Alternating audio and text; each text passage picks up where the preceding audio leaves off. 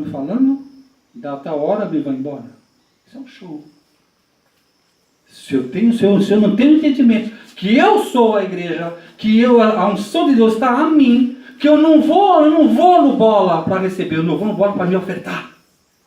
Aqui, está aqui minha vida, Pai. Quando você fala com uma pessoa, vamos dizer assim, os orientais, tá? Pessoal, né? Fala assim, eu preciso no culto para receber uma bênção. Tá? Isso é uma mentalidade.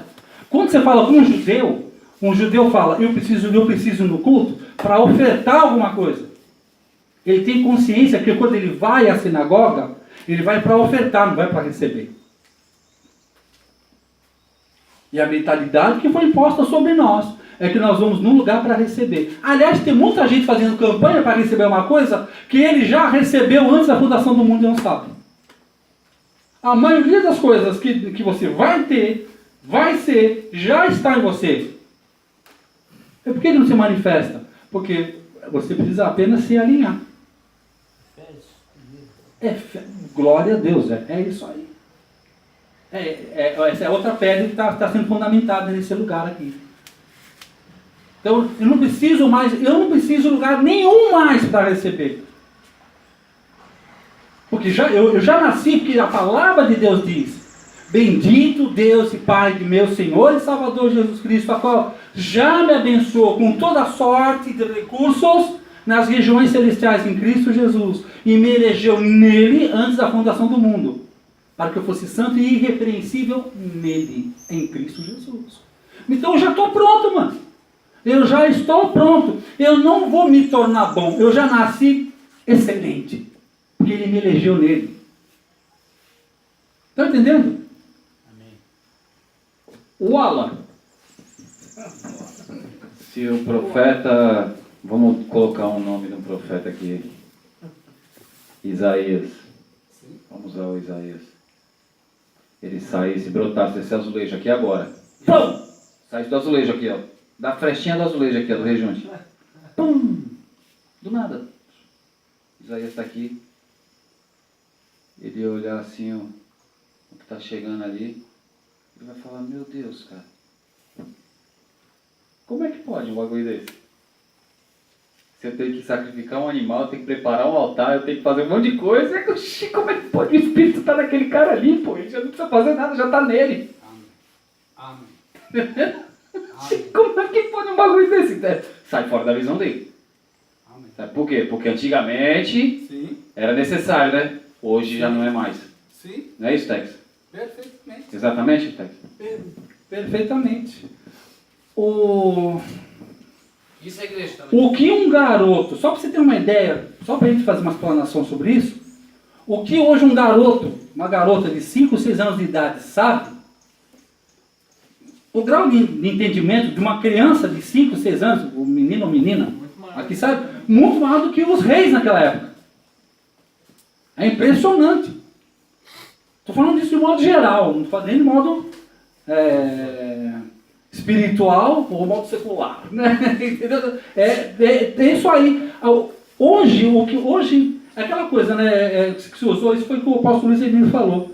Ele falou, lá na Nova Jerusalém, né, eu queria conversar com o profeta Isaías, né, como é que foi, com Elias, né, Eliseu, poxa, como é que vocês fizeram para enfrentar, né, Deus, vocês viram o fogo, né, viram a pedra se movendo e tal. Ele falou, realmente foi chocante. Mas deixa a gente olhar para vocês. Por que olhar para mim? Ele falou, porque antes, no meu tempo, Deus habitava fora. Mas como é que é Deus habitar dentro de vocês? Isso é tremendo. Isso é tremendo. Porque todas as religiões falam que ele habita fora.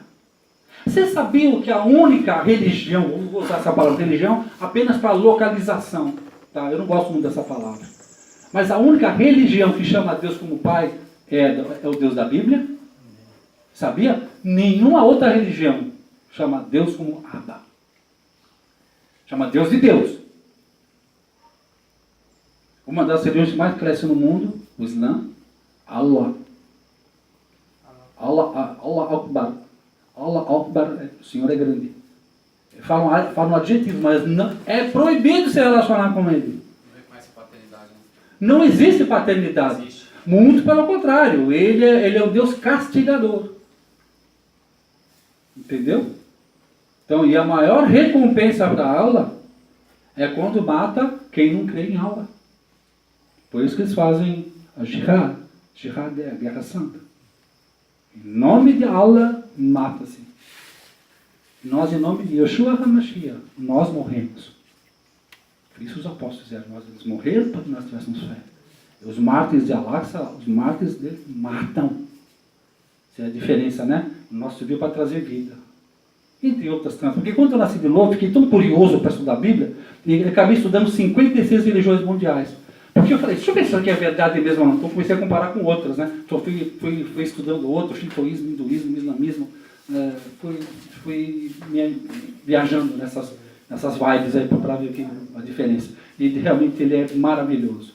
Esse Deus que nós seguimos, o Abba Pai, ele é maravilhoso e incomparável. Tá bom? Bom, então vamos lá, voltando ao assunto. Como é que nós vamos perceber áreas em nossas vidas? Tá? Voltando aqui, nós vamos agora, quais são as áreas em nossas vidas em que nós tivemos uma série de reprovações? Por exemplo, no tempo que eu estudava, eu tinha muita dificuldade com português, na minha época eu era francês, né? Eu tinha muita dificuldade com essas matérias. Outras matérias eu tinha um pouquinho mais de facilidade, mas algumas outras matérias não. Tá? Então, quais são as áreas, quais são as matérias? Se você pudesse colocar a sua vida numa cadernetinha de escola, colocasse lá aspectos da sua vida, quais são os aspectos da sua vida que você teve, que você passou com nota azul? Você passou bem, você vive bem aquilo. E quais são as áreas da sua vida que você foi reprovado? Porque essas áreas de reprovação na vida de vocês já vai dar um rascunho, vai dar uma dica de qual é a área que nós temos que trabalhar. Por quê? Eu falar a palavra pecado, não gosto muito de usar essa palavra pecado, mas o grilhão, a corrente, a algema que te prende, ela tem um nome.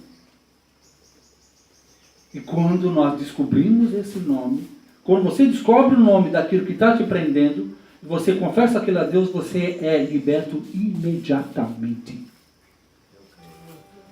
Eu creio que vivi isso. Eu não sei qual era o poder que tinha naquela palavra que Jesus usou para mim dentro do carro, quando ele falou, eu tenho orgulho de você. Quando eu ouvi aquilo, dirigindo meu carro, isso ficou muito marcado na minha vida. Essa palavra, essa conjunção de palavras que veio, é como se fosse uma chave que abriu. Pá! Eu não fiz o menor esforço. Eu até entendi do que estava. Ele não falou nada sobre a substância que eu estava usando. Ele não me recriminou. Tenho orgulho de você, para de usar. Não falou nada. Ele só falou assim, eu tenho orgulho de você. Então até que foi tão comum, que eu estava dentro do carro, foi tão comum que eu falei, mas você tem orgulho do quê, mano? Eu falei assim.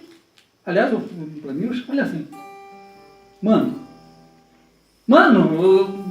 tem orgulho do quê, velho? O que eu posso... Eu estou relatando bem conforme a minha conversa com ele. Espiritual pra caramba a minha conversa com ele. Mano, como é que você fala uma coisa dessa, velho? O que eu posso fazer que você já não saiba? E eu sei que o bagulho foi entrando e pá.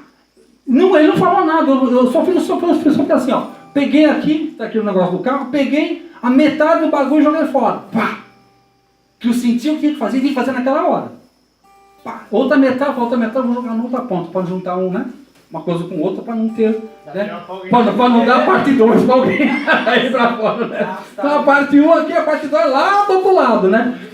Então, só que o que aconteceu? Foi tão interessante que a parte 1 eu fiz, a parte 2 eu esqueci. Esqueci que tá aqui ficou no carro, esqueci que existia. João 8,32. Se conhecereis a verdade nos libertará. O que é verdade? Jesus.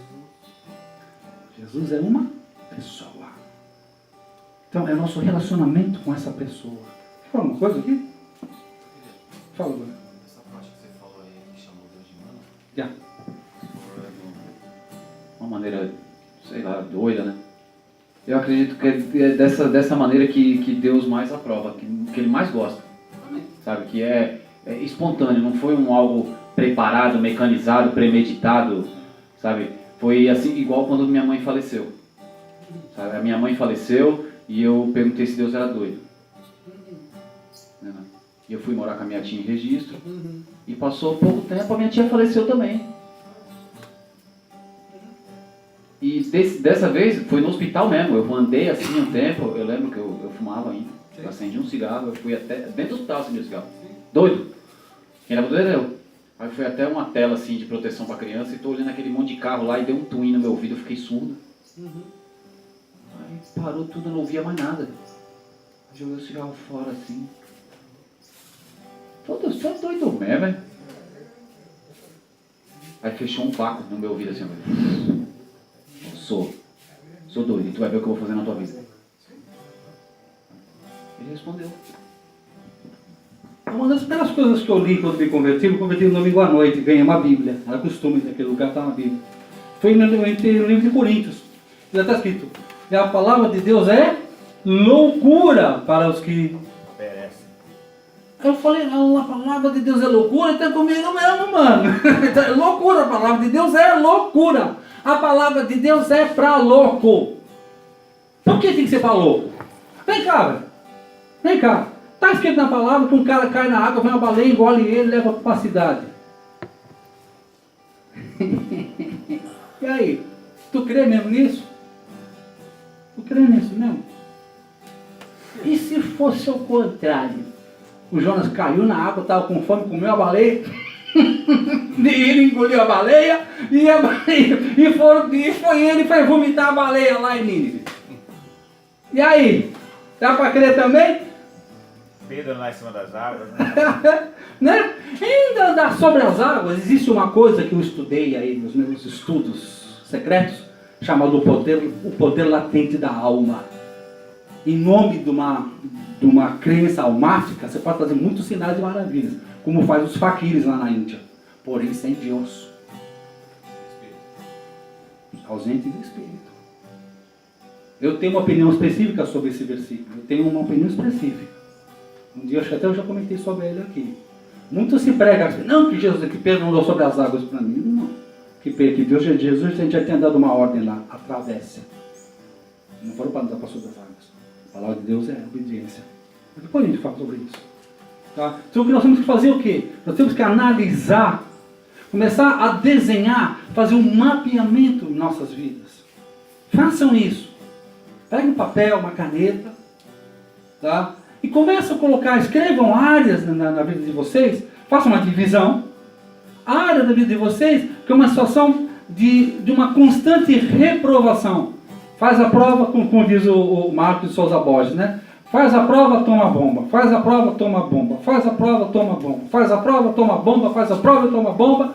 Quando isso começa a acontecer em nossas vidas, começa-se a clarear, se manifestar um quadro de reprovação. E o que acontece com esse quadro de reprovação? Vai causar em nós uma melindrosidade. Tá? O que é uma melindrosidade? Melindrosidade é o seguinte. Vamos supor que o nosso amigo Loi aqui estava andando. Ele passou por ali e sem querer ele chutou a parede. Aí ele bateu ali. Doeu pra caramba. Tá? Aí ele foi mancando. Quando chegou ali perto, qual é o brother mais pesado de vocês aqui? Quem é mais pesado aí? Rogério? Leandro. O Leandro vai, e aí, Loi, beleza? E pau! Pisa nesse pé. Naquele pé que ele está machucado, pisa em cima. Ok? Aí ele já vai para lá. Dá a volta, ele vai aqui, alguém pega o banquinho e pá! Põe o banquinho em cima do pé do Loi. O que aconteceu com isso aí? Um quadro de inflamação, que foi uma pancadinha, se transformou num machucado, agora se transformou numa ferida. Tá melindroso. Agora que vem a melindrosidade. No outro dia, Você vai chegar perto dele para cumprimentar, ele fala assim, pois não. Fala, que é isso, Luiz? Esse é o estilo de vida? Ele falou, não, melindrosidade, ele protege essa. Isso é a melindrosidade. São aquelas áreas das nossas vidas que foi tão machucada, que a gente tem vergonha. Dói só de lembrar. A vergonha, a dor é tão grande que só de lembrar você começa, se você trava. E é nesse lugar em que Satanás se estabelece o seu trono. Que é dali que ele vai governar nossas vidas. Estão entendendo? Vamos lá. Abra para mim a Bíblia de vocês no livro de 2 Coríntios 10, 4, por favor. Amém.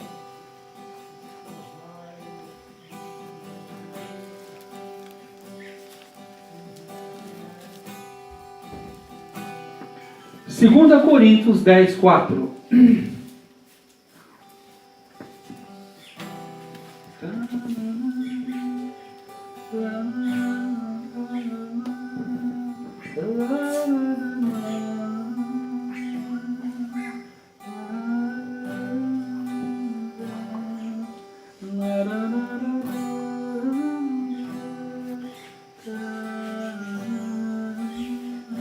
Todos acharam? As armas da nossa milícia não são carnais, mas sim poderosas para Deus, para a destruição das fortalezas. Em algumas versões está escrito poderosas em Deus, né? Tá? Mas eu coloquei essa tradução, poderosas para Deus. As armas da nossa milícia não são carnais, mas poderosas para Deus. O que é para destruição de fortaleza? Tá? Vamos gastar um tempinho falando o que é uma... Primeiro vamos entender, tá? O que... Nós já falamos sobre isso, mas vale a pena ver de novo. Quem se lembra a diferença... Quem é mais velho aqui, né? Deixa eu bater essa pergunta. Tá. Qual a diferença de prisão para fortaleza? Eu tô sabendo também. Vamos lá. Quem sabe? Quem já sabe, levanta a mão. Só para você ver. Quem já sabe? 2 que já são da velha guarda. É ali. Você já sabe, Então vocês já estão aprovados. Espera aí. Eu sei. Mas você é do tempo dele, não? Ele pegou uma... Pegou a beiradinha na Revelation? Acho que eu... Então vamos lá. Qual a diferença entre fortaleza e prisão? Então, é que a prisão, você, no entendimento, você está preso dentro de um lugar. Uma fortaleza é um lugar que está preso fora de você, é um lugar que você... a prisão você tem que sair de dentro dela. A fortaleza você tem que entrar para dentro dela. É uma boa colocação. Não lembro. É uma boa colocação, mas vamos chegar lá. Alguém quer dar uma explanação sobre isso? Quer acrescentar alguma coisa? Quer falar alguma coisa? Hã? Então vamos lá. A diferença da fortaleza com a prisão é que a fortaleza você precisa entrar na fortaleza, tentar entrar na fortaleza, né? E a prisão você não consegue sair dela. Então, um objetivo é entrar e o outro é sair. A diferença... Uma fortaleza ela é criada para que não se entre. E a prisão ela é para que não se saia dela. Então vamos lá. Então agora aí está mais aproximado. Porque nós temos que pegar a palavra de Deus e trazer para nós. Tá? O apóstolo Paulo fazia várias alusões, várias comparações para que ele pudesse ter um entendimento. Então, lê para mim novamente o versículo. 10. Isso, o 4, né? 10, 4. Porque as armas da nossa milícia não são carnais, e sim poderosas em Deus para destruir fortalezas, anulando nossos sofismas. Isso. Então, para a palavra de Deus, ela é poderosa para destruir fortaleza. Então, o que é uma fortaleza para nós? É quase isso. Nós vamos ir porque é mais lapidado nessa revelação. Uma prisão na minha vida são coisas que estão aprisionadas, que precisam ser libertas. Estou preso em alguma coisa da minha vida. Nesse texto está falando de fortaleza que eu criei. O que é uma fortaleza mental? É um conjunto de pensamentos que eu formo para proteger, por exemplo, essa caixa aqui. Eu faço uma fortaleza em volta dela. Então eu crio um sistema de pensamentos que acercam, que não permitam que a palavra de Deus entre. Uma delas é o trauma.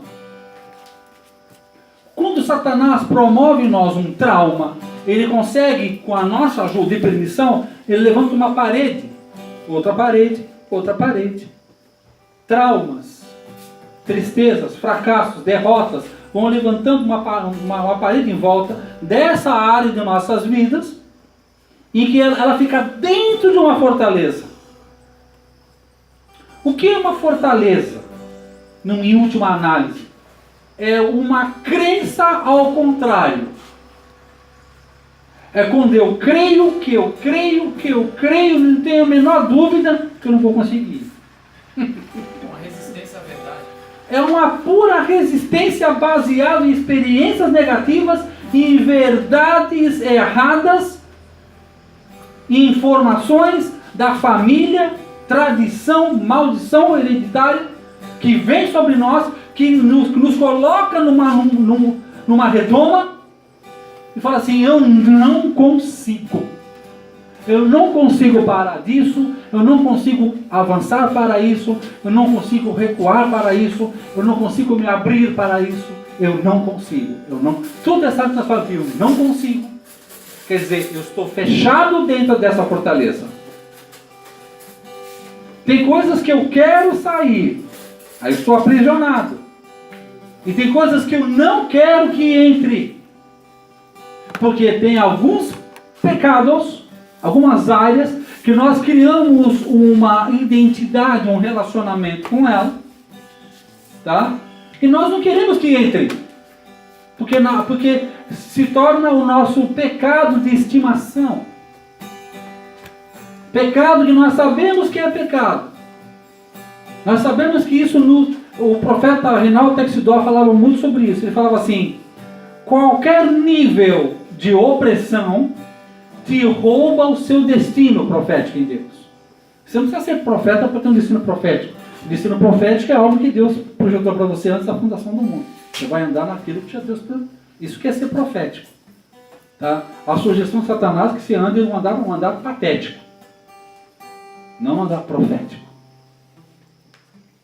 Ok? Então, nós vamos descobrindo, agora viajando aí pela palavra de Deus, estruturas, daqui para frente, se for necessário, eu paro aqui um pouquinho, mas se vier uma palavra, você lembra como é que Deus operou na minha vida? Ele falou, eu tenho orgulho de você. Aquilo entrou e me fez algo tremendo. Em dado momento aqui, seria bom, quem puder, traga uma caneta e um papel. Tá? Porque a qualquer momento a gente está debaixo dessa unção aqui, ó. Entende? A gente está debaixo dessa unção. A gente vai estar agora, nessas próximas semanas, debaixo dessa unção de libertação. Glória a Deus, aleluia. Tá? E a libertação ela vem por uma palavra. Basta uma palavra tua. A qualquer momento, a unção de Deus pode vir. Você se lembra como é que terminou a nossa reunião de segunda-feira? Lembra? Lembra como é que começou essa? Dá a impressão que essa se juntou com aquela. Porque para nós são dias... Nós andamos no Cronos, mas Deus não está no Cronos. Para Deus, segunda e quinta faz parte da mesma fração de segundo.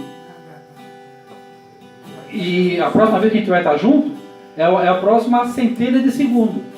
Que para Deus, essa reunião que está nossa aqui, ela não tem intervalo. Faz parte. Isso! Perfeito! Boa palavra. Então, se eu tenho um entendimento disso, cada vez que a gente se juntar é para continuar.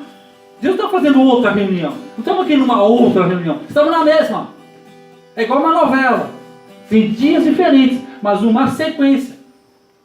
Porque o meu intuito com você é que vocês andem, corram e voem em Deus. Agora tudo é processual. A manifestação da cura é de repente. Mas a construção do ambiente, ela é processual. Por que ele está tocando ali? Você sabe por quê? Ele está tocando ali, ele está fazendo nessa hora, ele está fazendo uma unção no céu, ele está não permitindo que Satanás venha roubar a semente. Eu não ponho um brother ali para ficar fazendo um fundinho musical, para ficar mais emocionante. Tá? Eu faço isso para quê? Para que ele venha guerrear por mim. Então ele tem uma responsabilidade tremenda. Por quê? É uma tremenda responsabilidade. Se eu adestra as minhas mãos para a batalha e os meus dedos para a guerra, ele está guerreando no espírito para mim. Por isso que nós vamos ficar linkados um no outro. Por isso que quem é pregador que sai ministrando, ele tem um cara de adoração que sai com ele. Porque ele já anda na mesma sintonia. Não sou o Chapolin, mas cada passo meu é friamente calculado. Entendeu? Por quê? Poxa, a gente vai atendendo, vai entendendo, vai estudando, vai aprendendo. Para quê? Para criar essa atmosfera. Então nós vamos agora trabalhar isso, fortalezas mentais em nossas vidas. Qual o nível de fortaleza? Aonde nós estamos? Em qual lugar nós estamos? O que lugar que nós tem nos aprisionado? Tem roubado o nosso destino? Alguém quer comentar alguma coisa? Fala aí, Enquanto você estava falando, Tex, aqui em cima desse versículo, fortaleza, eu comecei a viajar mesmo, sabe? Eu nunca vi uma fortaleza, nem sou da época de onde existiam fortalezas, mas eu creio que as fortalezas deviam ter suas prisões ou seus calabouços, né, suas masmorras, né? Então eu comecei a viajar que nesse versículo, Deus para a destruição das fortalezas. Então eu creio que Deus destrói fortalezas para resgatar aquelas pessoas que estão aprisionadas para serem livres. Amém. Eu viajei nesse versículo agora, amém, referente à fortaleza e à prisão que há dentro da fortaleza, para que se seja livre. Então, as armas da milícia não são carnais, são espirituais, para a destruição das fortalezas, na quais as prisões que há nelas, as pessoas sejam livres. Eu acho que eu viajei nessa parada aqui. E tem uma coisa interessante, quando você viajar, você abriu uma viagem para mim também. Porque as armas da nossa milícia não são carnais, mas são poderosas para Deus. O que isso quer dizer? Que Deus pode usar de coisas carnais para poder te libertar. Que as armas da nossa milícia não são carnais. Parecem carnais, mas não são carnais. Por exemplo, Jesus fala para o cego, faz aquela laminha, joga nos olhos dele e fala, vai ter o tanque de Siloé. Parece uma coisa carnal, né? Barro nos olhos. Parece carnal, mas não é carnal, é algo espiritual.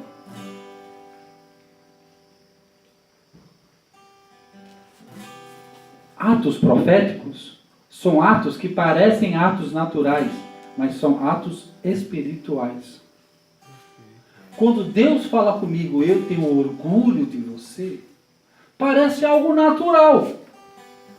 Tanto é que quando ele falou, eu entendi no natural. Tanto é que a minha resposta para ele foi uma resposta carnal. Ele foi tão simples comigo, eu ouso a dizer isso, ele foi tão carnal comigo, porque eu sou carne, ele me fez carne. Eu sou carne e espírito. Tem dia que eu levanto orando em língua, xarabatá, eu fico espiritual pra caramba. Tem dia que você nem fala comigo, cara, eu sou capaz de voar no teu pescoço, mano. Porque eu sou metade de carne e metade de espírito, velho. Vamos querer dar uma de super crente que é bobagem. Sente frustração. A palavra de Deus diz para você, se tu, homem. Homem tem fraqueza, homem tem caganeira, homem tem dor de estômago. Se tu, homem. Tem dia que vem parecer noite, velho. Fica enfesado. A palavra enfesado é quem tem problema no intestino. Tinha muitas fezes.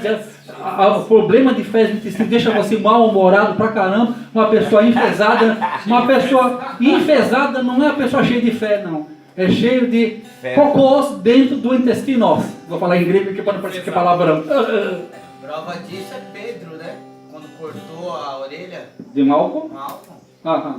Andando com Sim. Jesus, ele falou, não, velho, teve aquele Aham. momento dele de homem. Jesus falou, não, Tá. Pedro, peraí, por favor. É. O que tomou ele? Sim. Não foi algo bom, foi algo raivoso. O O que o tomou? Não foi algo... O que aconteceu? A orelha de Malcolm. A orelha de Malcolm. Pedro cortou a orelha de Malcolm andando com Jesus. Então, Beleza, algo, né? beleza. É só para o pessoal saber, que às vezes a pessoa não pega o áudio, tá? Até essa questão do Pedro cortar a orelha de Malcolm, não sei se vocês sabem, isso era uma tradição. Cortar a orelha era uma tradição religiosa, secular ou espiritual. Eu lembro você explicando. Eu lembro. Quando um cara cortava a orelha dele, significava que estava amaldiçoando você a não ouvir o evangelho que fosse te salvar. Era amaldiçoar a pessoa ao inferno. Entendeu? Jesus falou, não, faz isso com ele não, restaura, eu vou restaurar a condição dele. Pedro, você não foi chamado para sentenciar alguém. Entendeu o que eu te falei? Você não foi chamado para dar sentença para as pessoas. Não corta a orelha dos outros não, velho. Pega aquela orelha que você cortou por lá de fora. Bota a orelha no mesmo lugar. Bota a orelha. E eu não sei se foi você, Tex, ou o Yeah. Carlinhos que disse, Aham. que naquela época, para vocês ter um cargo, né? Para você ter um cargo no qual era aquele centurião, porque você tinha que ter o seu corpo perfeito. E se ele cortasse a orelha daquele centurião, ele não poderia mais servi-lo. Então, foi por isso que Jesus colocou de volta e falou, não, você não pode fazer isso, porque ele, querendo ou não, é uma autoridade, e se você deixá-lo defeituoso, você vai tirá-lo da autoridade dele e vai acabar com tudo que ele conquistou, mesmo que ele está seguindo ordens. Isso eu não fui, eu acabei de aprender, isso eu não sabia. Tá, eu tinha aprendido na questão sacerdotal, na questão espiritual da coisa. Tá? É bom saber isso. Bom, vamos lá. Então, quando nós entendemos que ele perde a condição de ouvir, a gente não consegue fazer, a gente não consegue mais ter direção e Jesus vai lá e restaura. Ok? Vamos lá. Gente, presta atenção. Deixa